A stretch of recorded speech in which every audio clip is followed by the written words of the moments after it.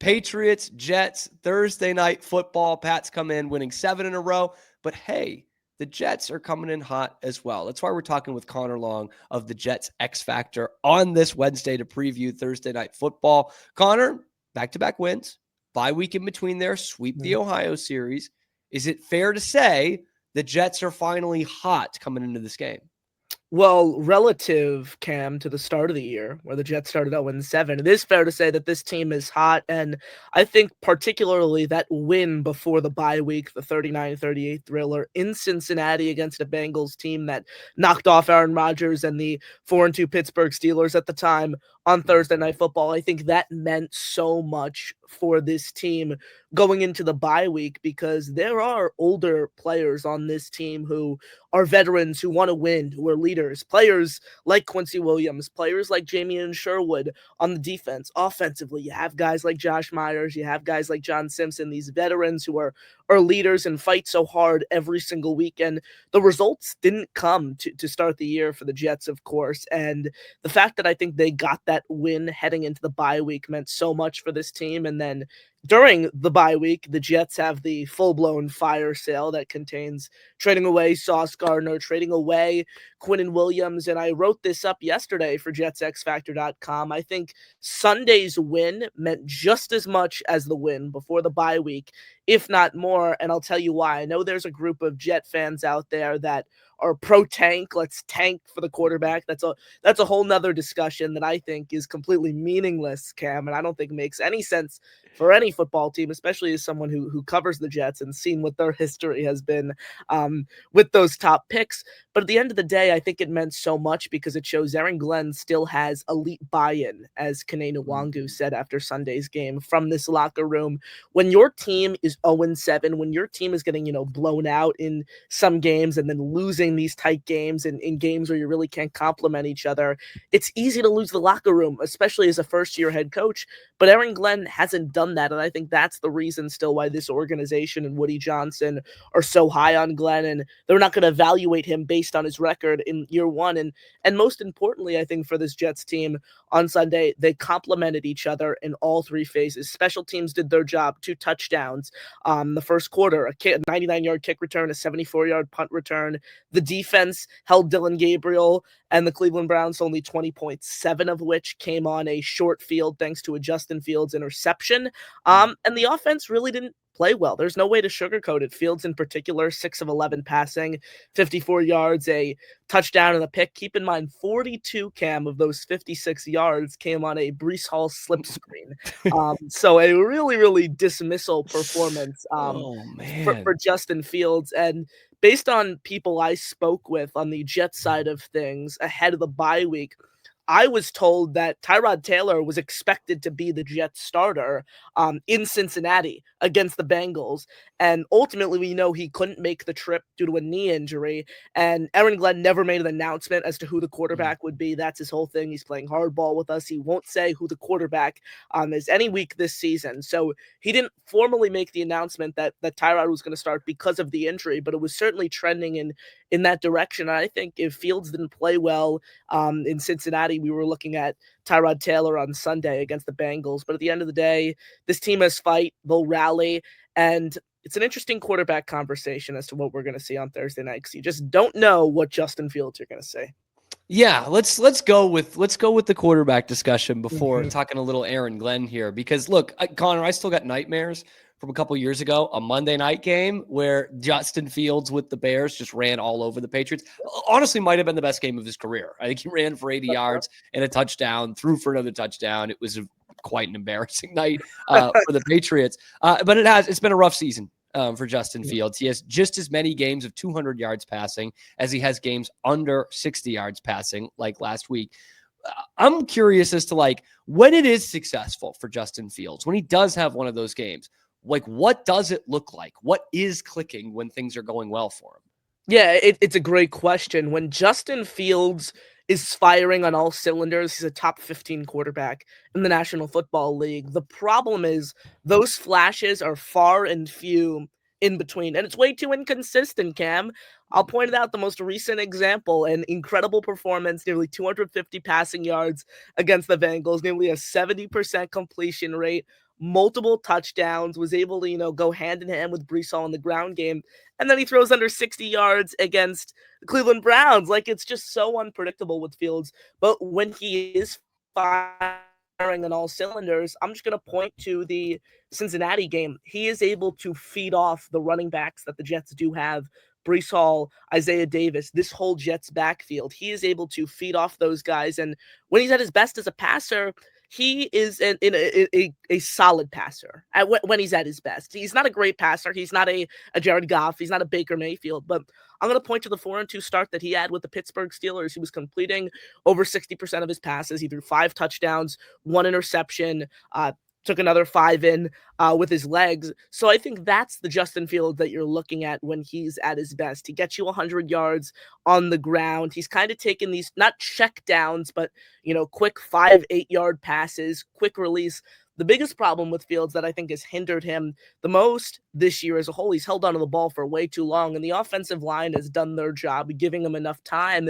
The offensive line technically allowed 9 sacks in week 6 against the Broncos, and I did a film review on those. It was 9 sacks, actually. I did a film review on all 9 of those sacks, and I think I came to the conclusion that 7 of which were Fields' fault. And I was very generous. QB I was stat. very, very, very generous. Like, even a missed chip block from Mason Taylor, I said was the on Taylor. But yeah, he holds on to the ball for way too long. He hadn't thrown an interception until Sunday, but multiple fumbles lost. It's just, again, when he's at his best, he can win you football games. But when he's at his worst, he is an unplayable football player. Which puts a ton of pressure on Brees Hall. Yeah. Who's phenomenal, man. Cover the Big 12, man. I've been watching a lot of Brees Hall a long time, man. And I was trying, like, hoping and praying that 0.1% that maybe the Jets would trade Brees Hall within the division at the trade deadline. Knew that wasn't going to happen. But what a player, man. And that's a top 5 rushing offense in the league mainly because of Brees Hall. Now, the Patriots do have kind of comfortably the best running defense in football. That said, Connor, you're coming off a short week, a game with travel on Sunday that was hard fought right down to the last minute. Tough, humid conditions that kind of wears on these Northeast teams at this time of the year, as you know, covering the Jets. Does that give Brees Hall a bit of an advantage? Like, is that what's going to keep the Jets in the game? Yeah, it's certainly an interesting conversation, right? I think it depends on the outside factors as well. The Jets are going to be without Garrett Wilson. He is out now 3 to 4 weeks due to a knee injury, the knee that he re-injured on Sunday after missing 2 games ahead of the bye week. So I think it puts all that more pressure on Brees Hall to succeed against a very, very, very stout, like you mentioned, New England Patriots rush defense there, because behind Garrett Wilson, there's no way of sugarcoating it. The Jets do not have any established wide receivers whatsoever. 4th-round pick Arian Smith.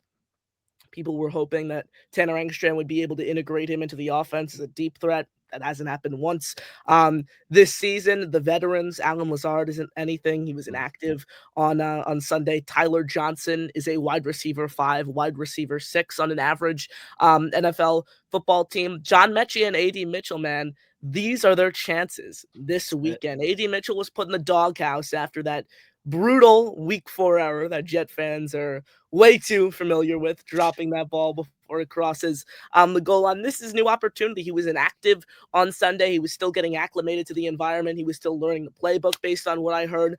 I'm expecting him to be out there on Thursday night, and this is going to be a big opportunity for him alongside John Mechie, who was also just acquired a couple of weeks ago, and he's looking for a fresh start too. So this is the game for those guys. When it comes to Brees Hall, though, he is going to need to have one of those 80-yard games on the grounds. And I think getting him involved as a receiver is going to be so important, because this is someone in 2023 who had 540 receiving yards on top of his 994 rushing yards. So he is a very, very, very talented pass catching back. I'm not only looking for him to, kind of show that inside outside versatility on the ground game, but also to be used as a pass catcher on Thursday night. And you talked earlier about the buy-in that is still being shown with this Jets team, even at 1-7 and trading away 2 of your best players, they still come out there and get a gut check road victory. Like that's a huge deal. And then you mentioned it earlier, and so now you're kind of playing with house money the rest of the season. And if there is a buy-in here, how much more tricky does that make this game for a team like the Patriots that still has all of it to play for on a Thursday night at home? Everybody expects them to win and win comfortably. Do you think that buy-in can make it a little tricky for the Patriots? I think the buy-in, Cam, I think where it's valued most is within this organization because, again, this is a first-year regime, in particular, a first-year head coach with no prior head coaching experience. That's tough to keep the locker room bought into you. And once you kind of go from saying in the offseason, oh, we're going to do everything we can to win now, and then kind of walk back those comments 7 weeks into the regular season and trade away 2 of your star players in exchange for a total of 3 first-round picks, 2 second-round picks. So at the end of the day, I think it's more of a testament to what the Jets have been able to build inside of the organization as it pertains to pressure on the Patriots. I still think the Patriots are a way better football team than the Jets are. They are way more talented across the depth chart at every single position. They are better coached. They are more polished. Every single category in this matchup.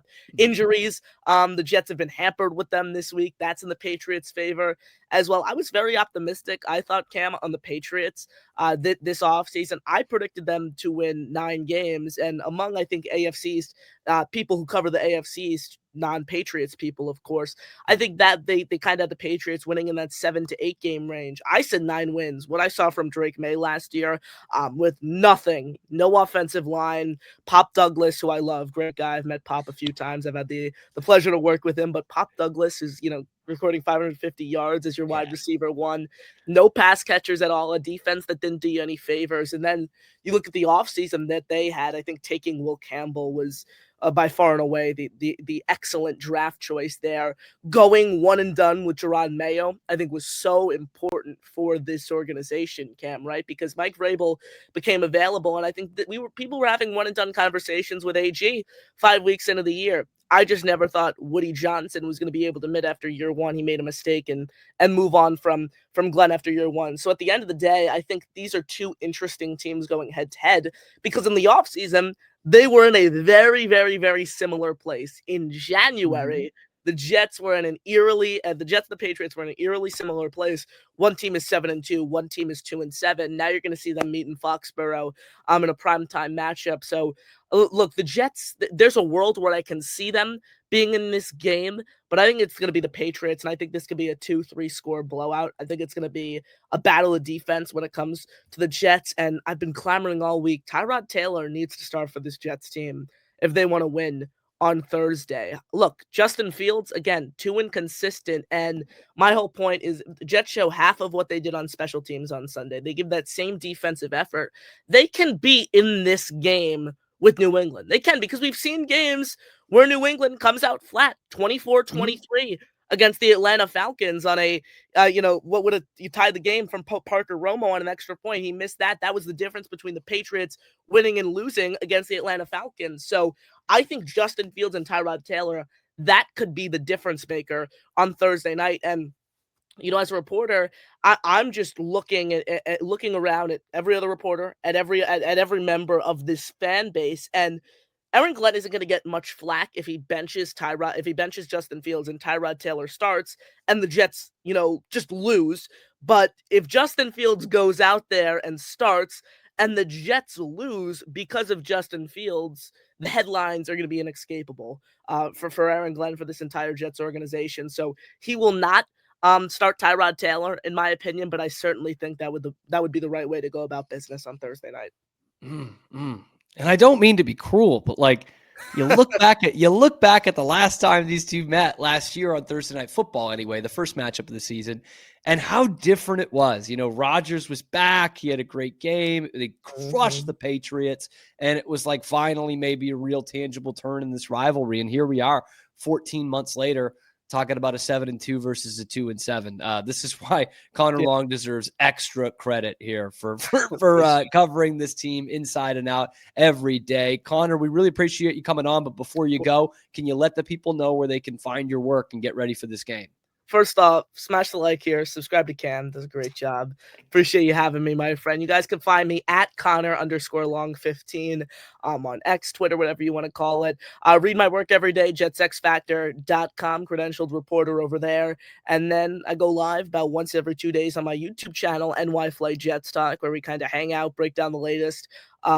With the Jets. And you mentioned that week 3 game, Cam. I was at MetLife. I was covering that game. I remember saying that was the loudest I had ever heard MetLife Stadium. And that is where everyone thought this team was turning a corner with Aaron Rodgers. We thought that was just the beginning of everything.